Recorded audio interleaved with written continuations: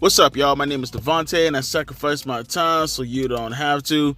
Literally right before I started to record. Literally, like not even 2 minutes before I started to record. And I had to stop and I had to figure out what the fuck was going on. Apparently, Don Stevens, AEW, man, they copyright striked my fucking recent short. Bro, I don't understand how I see all these other videos and they can upload AEW content and never get in trouble for it. But I upload a little fucking GIF, like barely. I mean, it was a video, yeah, but essentially it was a fucking GIF of fucking Blue Sky taking a terrible chair shot from fucking Willow Nightingale, and they get all butthurt about it. Holy shit, my dude. Wow, just probably because they're probably painting them in a better light, but still though, it's a botch. Let me just take it down right now. Fuck it, I'm gonna take it. I already know what the next step is gonna be. Let me take it down right now. Yeah, boy. All right, there we go. Sorry about that, guys. Don't blame me. Blame Don Stevens. Okay. There we go. Hi, folks. My name is Devontae, and I sacrificed my time so you don't have to. So, I'm gonna just say this outright. Forewarning, this is being sourced by Ringside News. Look at me, I'm sounding like them in their AI. And I usually don't do this, but I feel there's a little bit of I guess credibility attached to what they're saying, considering the past remarks that we heard from different sources that corroborate each article or each source material in itself, discussing how WWE wrestlers feel about The Rock as far as him having a bunch of leeway compared to what they can get away with. For an example, there were a bunch of superstars complaining about The Rock cursing on television, being able to bleed. They're not really taking too kind to the fact that The Rock is saying also that he's made professional wrestling cool again. They're taking a lot of flack with The Rock as far as him pretty much putting himself head and shoulders above the rest. And we'll talk about that in a minute after I discuss today's article. But I feel like hearing all those sentiments in the past, it gives a little bit more credibility to this article, even though it is sourced by Ringside News. Just throwing it out there. Keep in mind, Ringside News absolutely sourced this, and I'm kind of hesitant to want to report about it. But at the same time, well, I wouldn't say report, do commentary on it. But at the same time, I'll still do it. Why the fuck not? Pass sentiment suggests otherwise. The Rock, a colossal figure in both professional wrestling and Hollywood, doesn't always find himself in favorable standing. Despite being hailed as WWE's final boss, in quotations, his recent actions have stirred discontent among the WWE locker room. Returning to WWE earlier this year, the Great One, I have to say that, inserted himself into Cody Rhodes' feud with Roman Reigns, reportedly aiming to save WrestleMania 40 with a match against Reigns, though it never materialized. Throughout his latest WWE stint, The Rock repeatedly claimed credit for revitalizing wrestling's appeal, a sentiment that didn't sit well with many who suspected it to be a part of his heel persona. However, backstage, discussions revealed a different story. Ringside News sought insight from a WWE source regarding The Rock standing backstage. The consensus was that The Rock was attempting to take credit for WWE's success during his return, despite entering during the peak period for the business. Moreover, he allegedly sought to overshadow Cody Rhodes and even claimed credit for Drew McIntyre's WWE re-signing. And I quote from this said source backstage, according to Ringside News, it was the big locker room buzz on Monday at Raw about how The Rock is trying to take credit for everything when he walked in during the hottest period in the history of the entire business. How he tried to upstage Cody and it failed. How he tries to take credit all the time for making wrestling cool. End quote. This behavior drew parallels to The Rock's involvement in the Fast and Furious franchise, which led to tensions with Vin Diesel. Consequently, The Rock's reputation has taken a hit. Furthermore, Ringside News exclusively reported The Rock's attempt to manipulate rehearsal times for WrestleMania 40 after arriving late. Despite this, The Rock eyes a return at WrestleMania 41, leaving fans curious about WWE's plans. Now, before I talk more about this, I feel as if I should do my due diligence and let's actually investigate a little bit as far as what The Rock is talking about, right? So I got a couple of links down below, and it's going to take you directly to the FIFO. One is the PW Torch, the other one's the FIFO. The FIFO one is what I want to look at first, though, which is the viewership numbers going all the way back 5 years ago, right? Now, keep in mind, I want to go to The Rock's reoccurring appearance from the start, right? So we're not going to go to the Jinder Mahal thing. We're going to go directly to when The Rock upstaged Cody Rhodes and took his spot, right? We're going going to go directly. I think that's the February 2nd, I believe. When I looked it up beforehand, I think it was the February 2nd episode. Yeah, it was, of Smackdown. And we're going to actually focus directly on Smackdown also. There's no need to focus on Raw because Rock was barely on Raw. I could probably count on one hand how many times Rock actually reoccurred on Raw throughout the entire WrestleMania bill. So we'll go from February 2nd all the way to, let's say, April 12th. Right? Is that the last time he showed up on Raw? If I'm not sure. Let me see. I believe April 5th was the last. Let me see. Hang on. What was WrestleMania? WrestleMania dates 40. Let me see the date for WrestleMania. That would have been April 6th, April 7th. So he would have showed up on Raw on April 8th. So April 5th would have been the last time Rock showed up on SmackDown. So we'll stop at April 5th, all right? So before we look at that, let's look at the numbers previously. Let's just go for the last, 2 months. We'll just take an arbitrary number, right? We'll go from December to, let's say, February, right? December 1st, we got, we're looking at final numbers too, not the preliminary ones. 2 million views, 2.3 million views, 2.2 million views, 2.1 million views. We'll skip December 29th because it was a best of episode. 2.4 million views, 2.3 million views, 2.4 million views, 2.4, 2.4. Oh, actually, there you go right there. It stops at January 26th. So it's a pretty steady median as far as what SmackDown was getting, around 2.3 to 2.4 million on average, right? Now we get to the February 2nd episode. That's when The Rock came back, right? And his average going forward, we'll start with February 9th because February 2nd, no one knew he was going to show up, and he just came out of nowhere on February 2nd. So we'll go with February 9th going forward. 2.5, 2.5, 2.2. Mind you, some of these episodes he was not on, but looking at the majority of them, where at the very least the bloodline was presented, right? I see 2.5, 2.5, 2.4, 2.3, 2.2, 2.2. I see a 2.6. You can probably see that he was on a good chunk of most of these shows right here, right? Now, again, you can make those numbers for what you will. The link will be down in the description box below as far as whether or not you want to look at the numbers, but it's not so much the numbers that I necessarily care about as far as like, oh, did he have an increase or did it decrease? It's how significant was the decrease and how significant was the increase. Which brings me to my next article, which again, you can look in the description box below if you want to follow along. Those numbers were just to kind of give you a visual as far as what The Rock was doing with the buzz around his name as to whether or not people were going to tune in that night, right? This is the PW Torch, and I think this is the most important article, but again, I wanted to give you context by focusing strictly on the FIFO numbers first. Again, this is from PW Torch. WWE Smackdown ratings report for March 22nd, but that's not the important part. Viewership and demo rating 2024 average so far with Rock and Mix compared to 2023 and 2022.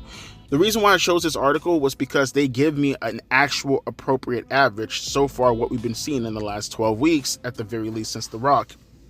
And I think they edited this article also just to kind of give you something, well, actually, you don't even have to look at that, honestly. Let's just look at the average in general compared to where it was before The Rock even presented himself 2 years ago, right?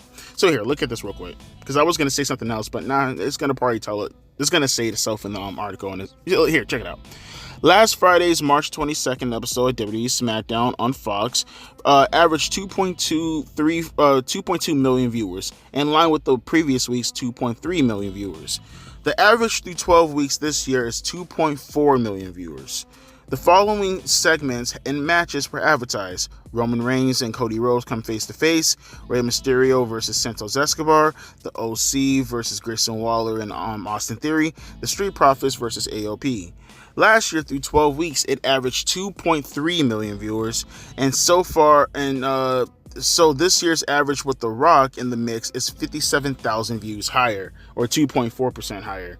2 years ago, 12 weeks and around this time, it averaged 2.1 million viewers. In the key 18 to 49, it drew a 0.61 rating, down from a 0.6 rating last week, 0.69 the week before, and the 12-week average so far this year is 0.68. Again, this is as of about a month ago, give or take. So that's what you got in regards to what The Rock is doing at the moment. So when The Rock says he has made wrestling cool again, it depends on what you mean by that, right? Now, when I hear someone say that they made wrestling cool again, this is just my assumption. This is what I would perceive, that like you've contributed to a boom in professional wrestling, right? That's what I would perceive, right? And obviously you can look at the WrestleMania numbers, so you could probably say to yourself whether or not they would have succeeded. It's hard to actually look at that as a justification, because I can look at the gate and it doesn't really matter, because WrestleMania as itself, like in the name, the logo in itself, it's what's going to be the appeal, right? No one actually comes to WrestleMania for the superstars anymore. It's because WrestleMania in itself is a draw, just the name WrestleMania. So when I see people talk about gates and stuff like that, that can work for other pay-per-views. I don't think it works so much for like a WrestleMania or even a SummerSlam or a Royal Rumble, to be honest with you. And at this case, maybe even the Money in the Bank. It just doesn't really work for those pay-per-views, especially a WrestleMania, because that in itself, the name is the biggest draw, right? So then all you can really look at for real is buy rates. But we can't do that anymore either, because, well, it's on the Peacock network, so you can't really go off of that.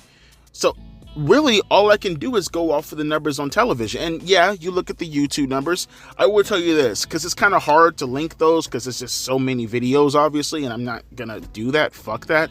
But I will tell you, just looking at the average YouTube ratings, at least from the videos that I've seen, I'm not talking about The Rock showing up to a building or highlight packages or The Rock doing charity events. No, I mean The Rock actually having a live segment, and it's actually with another superstar or with him doing a concert, The Rock having a legitimate segment on television.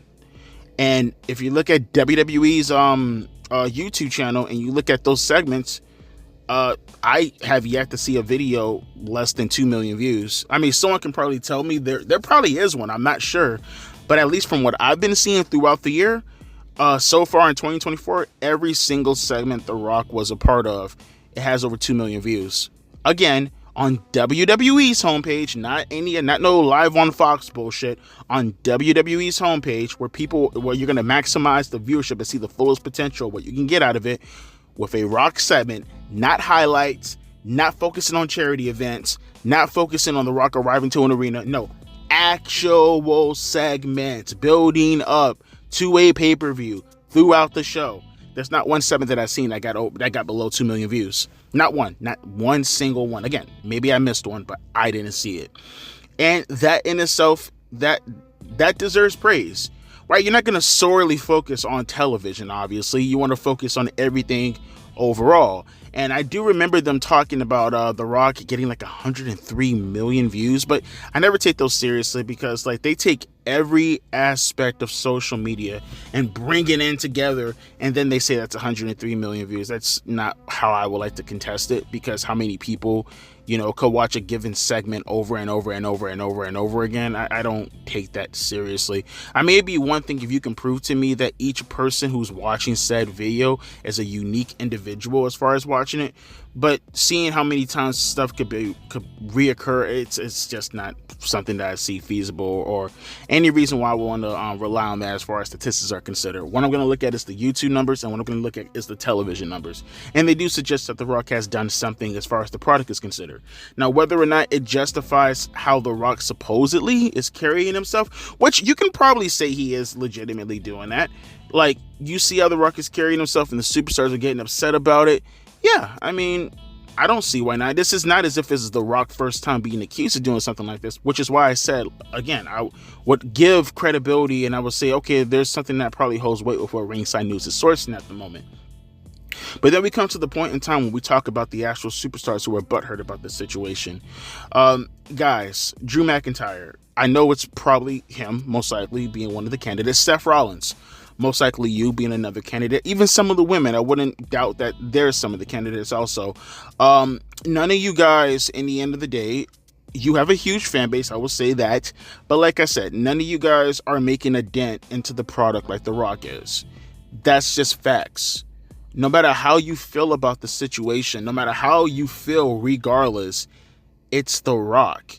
The Rock can do whatever the fuck The Rock wants to do. The reason why he has that leeway is because he has done stuff in the past within the business that got you most likely to even want to come into the business. It put the business into a position where he has that respect to do whatever he wants to. I'll tell you what, you guys are so upset about it. then how about you do what The Rock is doing currently at the moment, and you build yourselves up to the point in time when you can start cursing and you can start getting away with certain things, right? Right? It's not as if you can't say it's impossible. You got one of your own, like Roman Reigns, for an example, who grew up in the business just like you guys did, who is in a position right now where he can make his own rules. Don't say it's not impossible. It absolutely is possible. Roman Reigns is doing it himself currently at the moment. Everything is possible. The only situation that I look at the moment is whether or not you are in a position to make the most out of what you're saying. See, the way I look at it, it's not as if I'm, looking at what they're saying and not saying that they're incorrect. But for an example, and I like to relate things to my own life, metaphorically speaking, if I'm at my job and I'm busting my ass, right? And I have somebody come over here and they help me out and we both get the job done, like effectively, like what took us 7 hours, we got done in about 2 hours, right? And then some peon comes and then they help me out the following week, and what took 7 hours now takes 8 hours. And then the guy who comes next week, I give him preferential treatment because I want him to help me more. And then the peon comes to me and he's like, why do you keep treating him differently than you treat me? And my excuse is, well, because I want him to stay around longer because he is effective as a worker. And then you say to yourself, well, I help too. We both got the job done. Yes, we both got the job done, but he got the job done more effectively and way more faster. Therefore, I want him around even longer compared to you being around me. Therefore, I will do my very best to keep him happy, at least within the context of what is provided for me to do as far as getting the job done. Do you see how it sounds when you metaphorically speak about it like that? It's not to say that the superstars aren't doing their jobs. It's to say they do not cut within the mainstream like The Rock has been doing forever. So therefore, you give him leeway to do whatever he wants to do. So therefore, you keep him happy. So therefore, when he comes back and he makes money for the company, you guys who are bitching and moaning, your bonuses will be just a little bit higher. Because people see you through The Rock, and therefore, you get noticed because of The Rock. The fact that they don't notice this, the fact that they actually believe that they're in any position and feel as if they can condemn WWE for doing something like this, just speaks to the big-headedness and, more importantly, the psychotic nature of professional wrestling today. To think that they themselves, it's like this whole socialist argument that you hear from people out nowadays on the left when they say things like, we built the business, we are the workers, we are this and we are that. Well, no. The person who took the risk in order to build the business is the one who should get the most reward. You know why? Because when he leaves, guess what happens? The rest of the business goes. When you leave, you know what happens? The business stays the same. When you leave, you know what else happens? As far as the business failing, he takes the brunt. You can go find another job. He takes the brunt. She takes the brunt. You are replaceable. You do not have the skills, as my opinion. Like, for an example, actually, I remember someone, I think it was Ben Shapiro who used this reference. I love this reference. When he was talking about like a factory, right? And it was like a pencil pusher or something along the lines of that. And a guy, he was like, he said something along the lines of, oh, the pencil pusher, the person who can put lead inside the pencils, he is more valuable than the boss and himself who took the risk to build the company to hire him to put the lead inside the pencils. Because if it wasn't for the guy putting the lead inside the pencils, then that person, the boss, wouldn't have anybody to build his company with. But then Ben Shapiro retorted with, and I agree, well, okay, but where would you be currently if I wasn't around? And the guy was like, at another job. And Ben's like, you just answered your own question. Who take the biggest risk? If you build your company, right, who's taking the bigger risk? The person who built the company, who has all the equity into the company, or the person who can just leave and come back and go do another job or whatever the case may be with whatever low tier fucking expertise that they have at the moment to put lead inside a fucking pencil. Like, if you don't like your circumstances, then do better to up your circumstances. Like I said, it's not as if people within their generation today aren't succeeding in the same manner that The Rock is succeeding in order to get these perks, if you will, to do whatever they want to do. Like I said, Roman Reigns is right there.